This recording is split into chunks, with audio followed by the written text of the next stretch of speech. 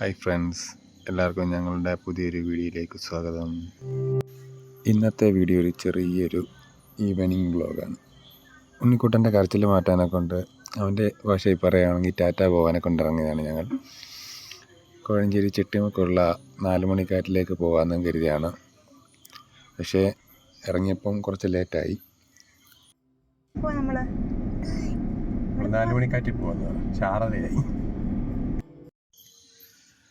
വീടിൻ്റെ അവിടെ നിന്ന് കോഴഞ്ചേരി പത്തനംതിട്ട മെയിൻ റോഡിലേക്ക് ഇറങ്ങുന്ന കുറച്ച് പോർഷനിൽ പണി നടക്കുകയാണ്.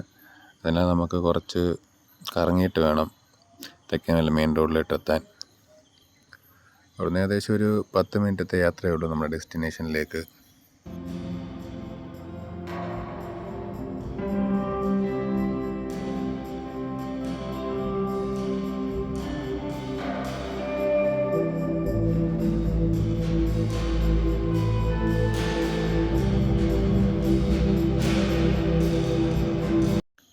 അങ്ങനെ കോഴഞ്ചേരി വണ്ടിപ്പേട്ടയിലെത്തിയിരിക്കുകയാണ്.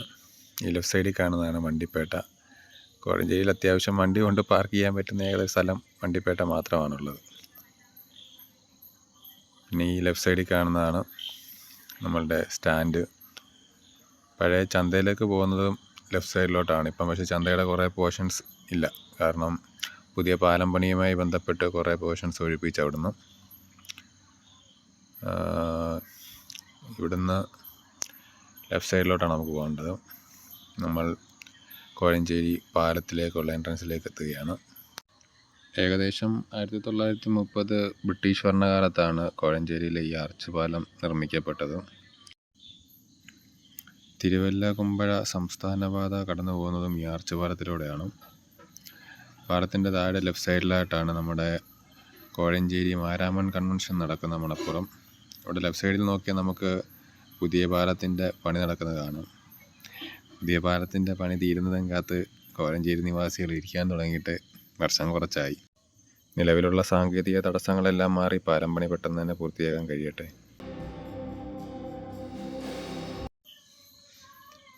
അങ്ങനെ നമ്മൾ പുഞ്ചിരിപ്പാടം എന്നറിയുന്ന നമ്മളുടെ 4 മണിക്കാറ്റിലേക്ക് എത്താറായി.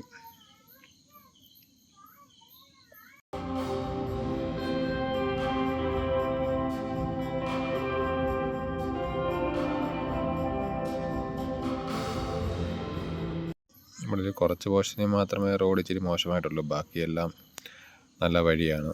ഇപ്പം മഴയായതിനാൽ കുറച്ച് വെള്ളക്കെട്ടൊക്കെ ഉണ്ട് എന്നുള്ളൊരു പ്രോബ്ലമേ ഉള്ളൂ.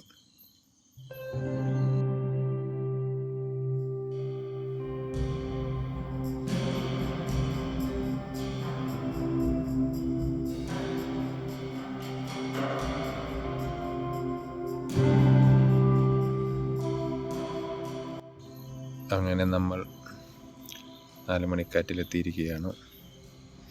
ഇന്ന് മറ്റ് വാഹനങ്ങളൊന്നും അധികം കാണുന്നില്ല. ഇന്ന് തിരക്കധികം ഇല്ലെന്ന് തോന്നുന്നു.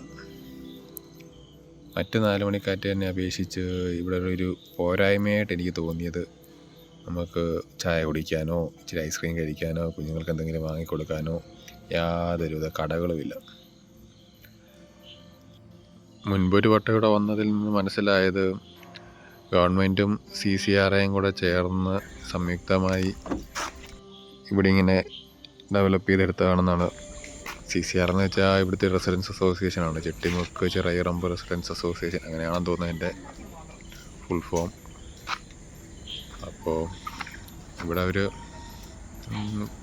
പഞ്ചായത്തിൻ്റെയോ കുടുംബശ്രീയുടെ ആഭിമുഖ്യത്തിൽ ചെറിയ ചെറിയ ഔട്ട്ലെറ്റുകൾ, ഫുഡ്, സ്നാക്സ്, ഐസ്ക്രീം അങ്ങനെയുള്ള എന്തെങ്കിലുമൊക്കെ തുടങ്ങിയ ഒരു ബിസിനസ് ഓപ്പർച്യൂണിറ്റിയുമാണ്. വരുന്നവർക്ക് വളരെ ഉപകാരമായിരിക്കും. അത്യാവശ്യം നല്ല പാർക്കിംഗ് സ്പേസ് ഒക്കെ ഉണ്ട്. ഉണ്ണിക്കുട്ടൻ വന്ന പാടെ ഓട്ടവും ചാട്ടം തുടങ്ങി. ഹായ് പറഞ്ഞു ഉണ്ണിക്കുട്ട. ഹായ് ഗൈസ് എന്ന് പറഞ്ഞു. ഹായ് ഗൈസ് എന്ന് പറഞ്ഞു. എല്ലാവർക്കും ഹായ് കൊടുത്ത് ടാറ്റ കൊടുത്തിരുന്നു.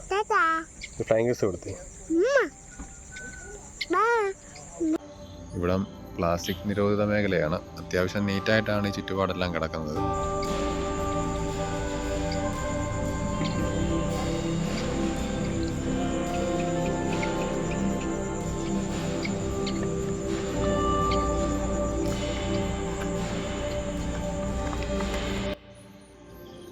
ഇവിടം CCTVയുടെയും പോലീസിൻ്റെയും നിരീക്ഷണത്തിലാണ്. യാചക പ്ലാസ്റ്റിക് നിരോധിത മേഖലയാണ്.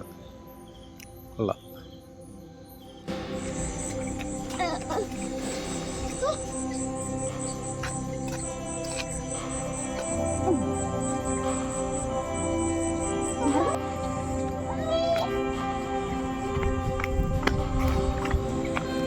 പൈപ്പ് വീഴും, പതുക്കെ പതുക്കെ പതുക്കെ പൈപ്പ് വീഴും കുഞ്ഞ്. പതുക്കെ കയറണേ.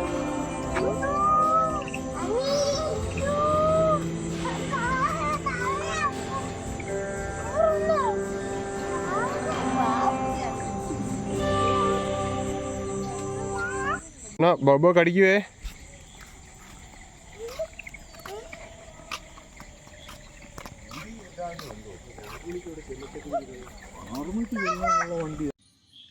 നേരം ഇരുട്ടി തുടങ്ങി. ഇപ്പം ഞങ്ങൾ തിരിച്ച് വീട്ടിലേക്ക് പോകാമെന്ന് കരുതി.